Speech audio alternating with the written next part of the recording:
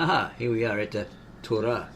The instruction or teaching of or laws of God, or the Pentateuch, or the 5 books of Moses, or the canon of the Samaritans, oldest surviving copy, Qumran scrolls, 2 to 2nd centuries BC.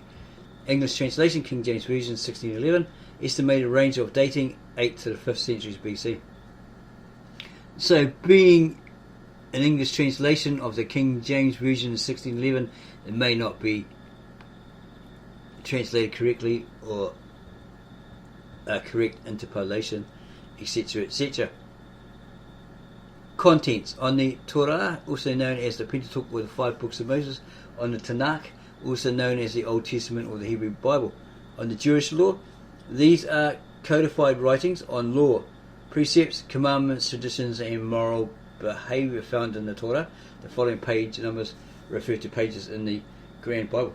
So, if these were codified, was it like so that no one else but them could know what was written and what they mean and stuff like that? Maybe, maybe not. Maybe codified means it's in a different way, right? Written down, made into a book or a scroll or something like that, maybe. A codex. It's a list of all these ones here on these pages. The text of the Torah, page 131. Moses, Genesis, Bereshit, in the beginning, and so forth. On the Torah, also known as the Pentateuch or the 5 books of Moses, the Torah is the most significant part of Jewish scripture. It is the most sacred Hebrew text, the Jewish book of law.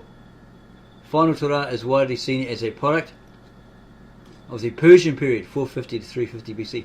A minority of scholars would place the final formation of the Pentateuch somewhat later, in the Hellenistic 333 to 164 BC, or even Hasmonean 140 to 37 BC periods. The finalization of the Torah in Hellenistic times seems to be a possibility. The Elephantine Papyri,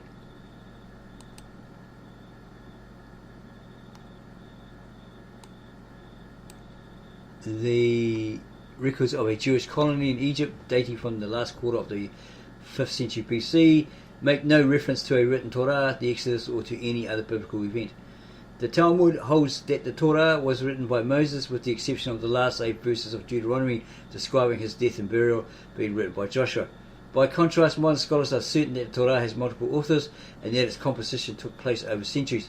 The precise process by which the Torah was composed, the number of authors involved in the date of each author remains debated. Well, we have heard that these Jews, modern Jews today, say they admit, yeah, it wasn't actually written by Moses, but we've attributed it to Moses because it's our tradition, our custom to put a name to the writings, right, to the text, to the scrolls. Yeah, that's what we do. Yeah. So you have to go do your research on that. Ask a Jew. They're going to tell you, yeah, that's true, or they're going to tell you, no, that's rubbish. It's just what we found doing our personal research.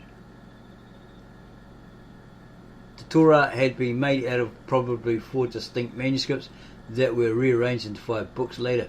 In the mid-18th century, some scholars started a critical study of doublets, parallel accounts of the same incidents, inconsistencies and changes in style and vocabulary in the Torah. Text analysis by German-speaking scientists result in a documentary hypothesis, DH. They identified 4 independent sources, which were later compiled together according to topic. The sources are named: J, the Yahwist source, E, the Elohist source, P, the priestly source, and D, the Deuteronomist source. So this could be related to the book of Q. Maybe that's their source. The earliest of these sources, J, would have been composed in the late 7th or the 6th century BC, with the latest source P being composed around the 5th century BC. These source names are based on what is actually written in the Torah text. These source names are based on what is actually written in the Torah text. 1. The Yahwist, source J, is so named because of its characteristic use of the term Yahweh, German, Yahweh, for God. 2. So could that be Yiddish related? Maybe. because it's Yiddish is a mixture of German and Jewish, isn't it? 2. The Elohist source, or Elohist source, so named because of its pervasive use of the word Elohim to refer to the Israelite God.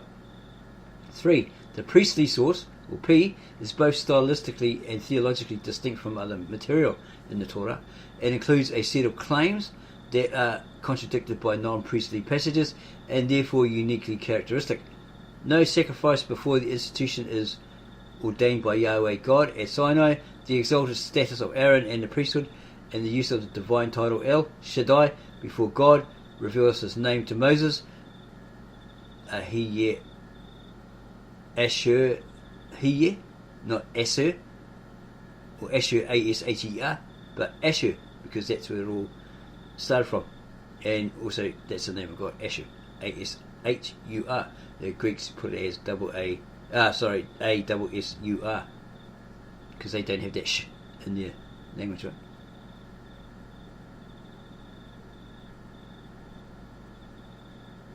Okay, so no sacrifice before the institution of it is ordained by Yahweh God at Sinai. The exalted status of Aaron and the priesthood, and the use of the divine title El Shaddai before God reveals his name to Moses, to name a few. In general, the priestly source is concerned with priestly matters, religious law, the origins of shrines and rituals and genealogies, all expressed in a formal, repetitive style. It stresses the rules and rituals of worship and the crucial role of priests, expanding considerably on the role given to Aaron. All Levites are priests, but according to P, only the descendants of Aaron were known or were to be allowed to officiate in the inner sanctum. So, Toby, a singer, a descendant of Aaron, would be allowed in there in that day, right? Because he's supposedly a descendant of Aaron, and his uncle was Moses. Therefore, his uncle was Moses. The history of Judah is little known when we look at the time its elite was taken captive to Babylonia. We also do not know much of the time after their return. A summary of current theories can be made as follows. Religion in monarchic Judah, centered around ritual sacrifice in the temple.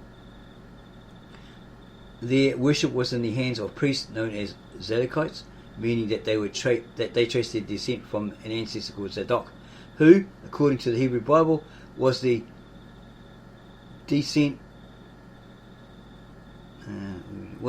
high priest appointed by Samuel.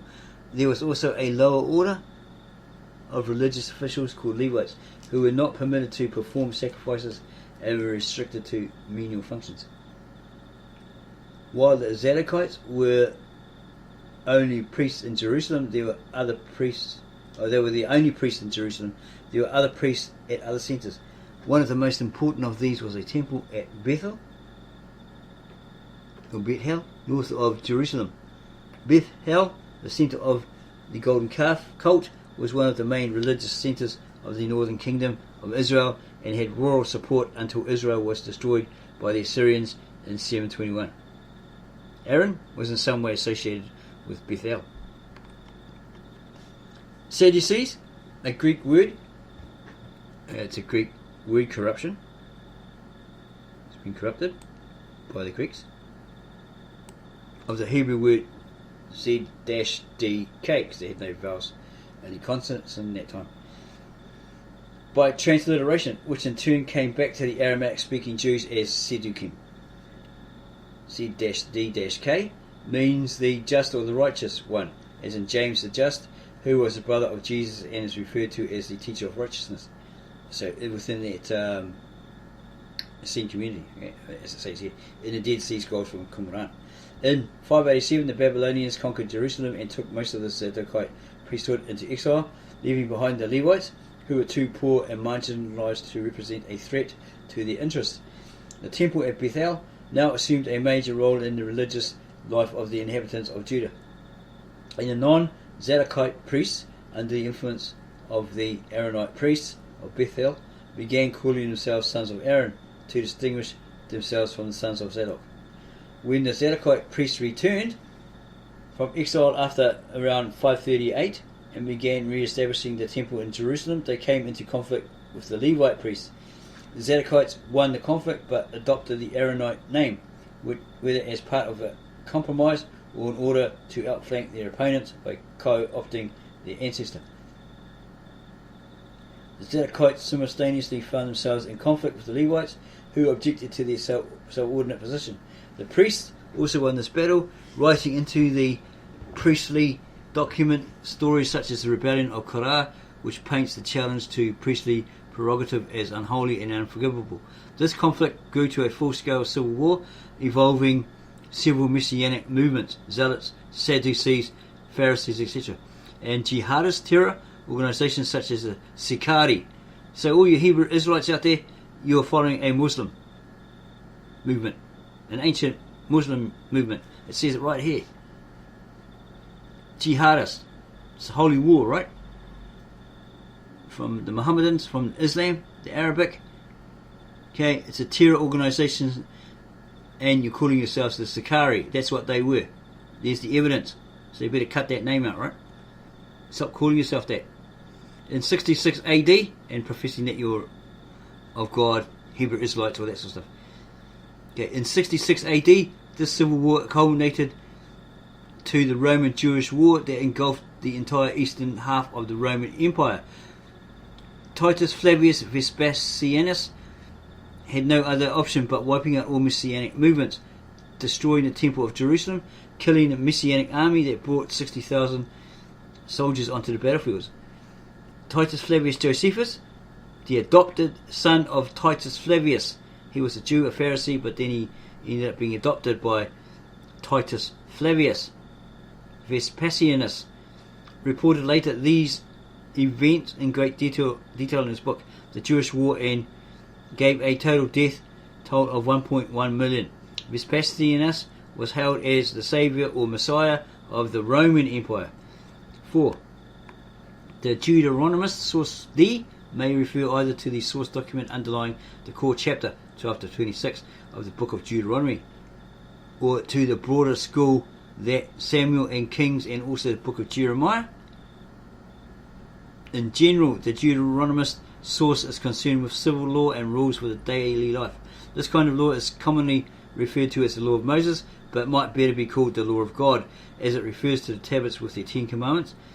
Those Deuteronomist commandments have in turn their origin in the tablets of the 100 instructions of Shuruppak from Mesopotamia, around 2600 to 2500 BC. So that's where they had their influence from that original cuneiform text, those instructions, right? Even the title is the very same, because Torah means instruction. So, as we were saying before earlier, we were actually right on a button, right? So, Torah, book of instruction, the instructions of Shuruppak, book of instructions, 10 commandments, the Torah, book of instructions, right? So, they have a striking resemblance, right? Very similar. The school of Deuteronomism, is that a word? Deuteronomism is actually described in a narrative such as follows. Following the destruction of Israel, the northern kingdom, by Assyria in 721 BC, refugees came south to Judah, bringing with them traditions, notably the concept of Yahweh as the only God who should be served, which had not previously been known. Among those influenced by these new ideas were the land-owning aristocrats, called the people of the land in the Bible, who provided the administrative elite in Jerusalem. In 640 BC, there was a crisis in Judah when King Amon was murdered. The aristocracy, looks like can't really see that. Move it over a bit. The aristocrats suppressed the attempted coup, putting the ringleaders to death and placing Amon's 8-year-old son, Hosea, on the throne. Well, it's a bit weird, isn't it? But he might have been a wise little guy. Grew to be wise. And just ruler and all that sort of stuff, according to the scriptures.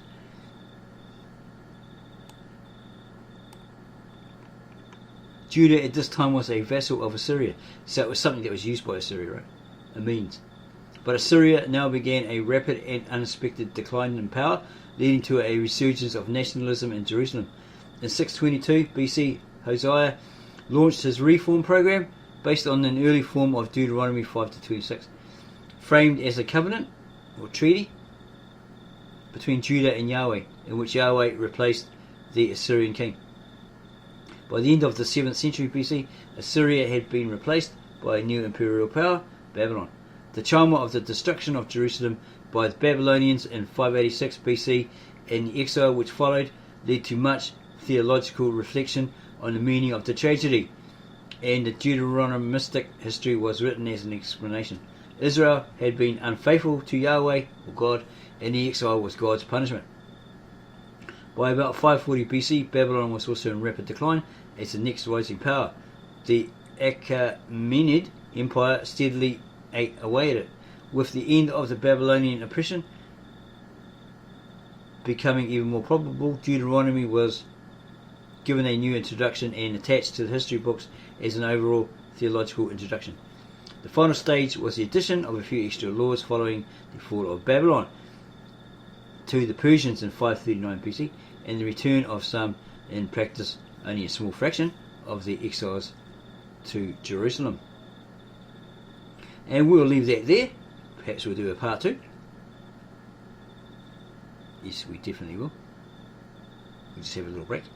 So we hope that you enjoyed this video, that it was very informative to you.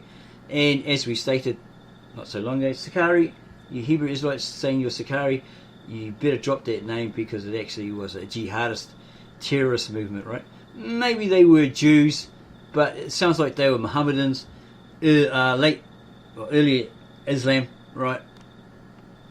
You have to look into the actual history of that for your personal research, etc. So we might go back a bit here, just have a look at that again, where it stated that. Where was it?